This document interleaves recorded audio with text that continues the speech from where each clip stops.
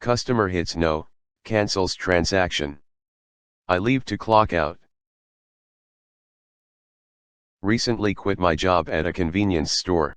My 2 weeks were in, and it was my last day. Minutes before the end of my shift, I notice a long line and jump on register to help. 2 customers come to the register together, and one asks for cigars. Company policy, and state law, requires that I ID both customers. I turn to grab the cigars after asking to see ID from both, and one of the customers leaves the store. Unfortunately, in this scenario, I cannot finalize the sale until I see ID from both customers, regardless of if one leaves. I tell the customer this, and he argues with me. The manager is on the register right next to me, so I explain that no, I need to see the ID, or I cannot sell either customer age-restricted items. It's now 10:02. My shift officially ended at 10, though we are allowed to and encouraged to stay on the clock while there is a rush. The customer claims he doesn't know the other guy, even though it was clear they were together. Annoyed but just wanting to get out of this interaction, I say whatever and set up the terminal to take his card. He puts his card in, and the reader asks, "Is this amount correct?" or something of that nature. Customer hits no. A lot of customers do this. They don't read and think the screen is asking if they want cash back, but if they hit no, it cancels the transaction. Usually, we would then reset it, walking them through to make sure they hit the right button. But then I think, what's going to happen? It's my last day, I'm supposed to be clocked out, I don't care about this job, and company policy prohibits managers from giving references anyways. I say okay, you hit no, so good night. I put the cigars back, and I clock out. After clocking out, I mention it to the manager, who says the customer looked confused for a minute and then just gave up and left, dumbfounded. Now to the comments. My favorite thing working in a liquor store were the kids who came in and asked, "Do you guys card?" Would just tell them, "Well, I wasn't going to, but I'm definitely going to now that you asked." Was a pricier store due to location with an older, working class crowd mostly, so we didn't get many people that needed to be carded. So those that did really stuck out. Do you guys card? No. Great, can I get a pack of cigarettes? Sure, you got some ID on you. Do you guys card? Wasn't going to, but I will now. Yes. It's been years since someone asked me for my card. I feel so young again. It's a weird law. In my state there are certain liquor stores that have to card everyone, but parents can have children with them. It just seems like it could get confusing for cashiers. I was 20 and with my grandma when she was buying beer for a cabin party we were attending. My family owned said cabin, but we planning a raging get-together, except Grandma couldn't stay the night out there because the electricity wasn't reliable enough to power her CPAP, so this time, I was abstaining to drive Grandma home at night. We got to the register, and the cashier asked for my ID. My grandma told him it wasn't necessary, because I was 20, but the driver, and I guess the look of distaste on my face told the cashier she was honest, and he sold it to her. Funny, when I was 18, a year below the legal drinking age of 19, my parents called me asking me to pick up a bottle of wine for my nana while I was in town, expecting me to get one of my of-age friends to buy it. My nana was over at the neighbor's and my mom couldn't remember the exact name of the wine, just that it was an Italian white with the word Papa in the name. My of-age friends were working, so I decided to try and at least get the right name of it before returning with one of them a few hours later. After chatting with an employee who helped me find it, she just asked me to the cash and rung me up without ever asking for ID, I assume because she didn't think my grandmother would send an underage person to buy her wine. I used to work somewhere that sold smokes, and not having ID meant no smokes. There was one kid who constantly tried to buy smokes from me. I'd ask for ID, he never had any, so no smokes. His father started coming in the store and would tell me he was of age, so it was okay for me to sell to him. Nope, I never did.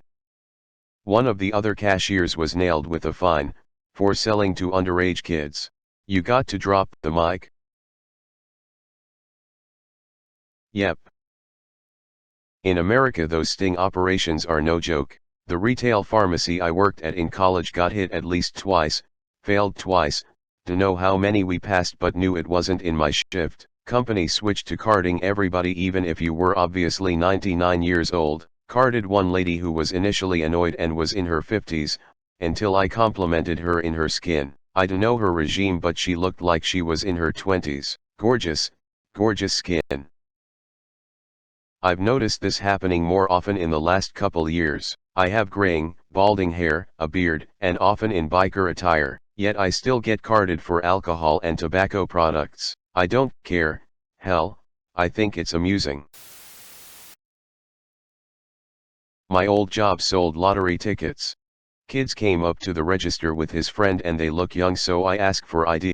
He kinda stumbles a bit and says he forgot it. He gives his cash to his friend who gets his ID out and I tell him unfortunately I cannot sell him tickets knowing they are being purchased for someone who was unable to produce their ID. He was like, "Are you serious?" I just say yup. Sorry. And he just stared at me like I was crazy. Nobody understands the penalties for secondary sale are the same as the ones for actually selling underage. They also don't understand how stiff the penalty can be either. Where I live I'm looking at 6 months in jail and $1,000 US, to that state.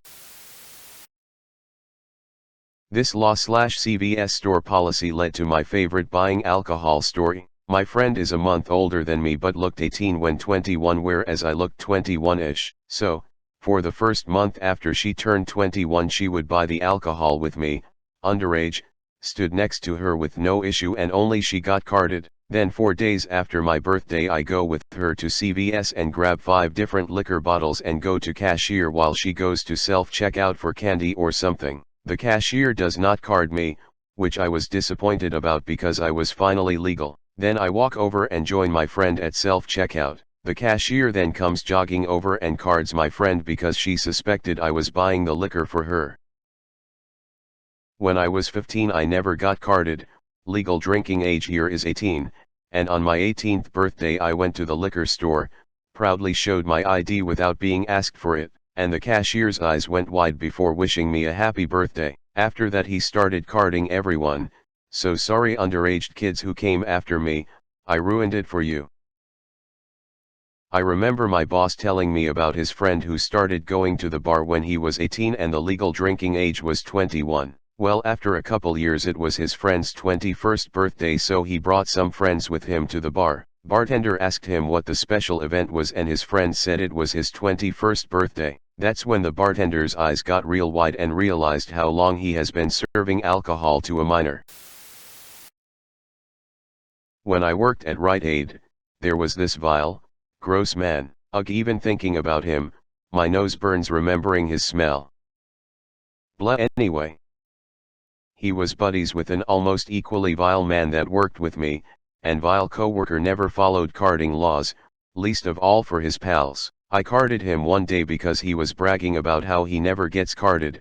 His buddy was on break so he was stuck with me. He pulls out a temporary paper ID that is 4 years expired. Says he can't afford to get it updated. I told him, well, you ain't buying today.